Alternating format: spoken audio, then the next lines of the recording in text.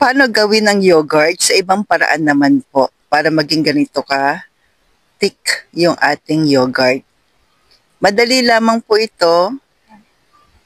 Iba po ito doon sa ginawa ko nakaraan. So una, nilagay ko po sa kalan yung ating gatas. Tapos, yung temperature po niya, kailangan nyo pong bantayan.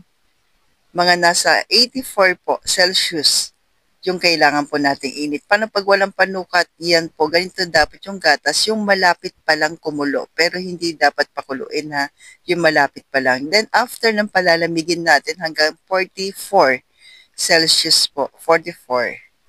Tsaka nyo po ilalagay yung starter. Ganito po yung starter po. Ang bango po nito. Pag dumating sa inyo yung starter, may mga instruction naman siya. Pakibasa na lang po. Tapos nakalagay doon, keep frozen kapag hindi pa ninyo gagamitin. Then, kapag gagamitin na, okay na po. Then, haluin lang maigi. Pagka nahalo na po maigi, yan, tatakpan na natin. Then, 12 hours po. Iset nyo na yung alarm clock nyo po, 12 hours. Tsaka, eto na po. Ang sarap nito. Yung yogurt, pwede ka mag-add ng acai berry kung gusto mo po, or sabihin natin strawberries, pwede rin po, chia seeds. Tapos nagpatak lang ako ng isang drops ng stevia.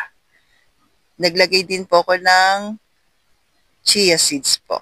Dagdag naman na fiber. So yun. Tapos nagtabi na po ako ng konti pang starter ko na po. So ganun lang po yung gagawin ninyo. Then yung iba nilagay ko sa ref. So stay low carb.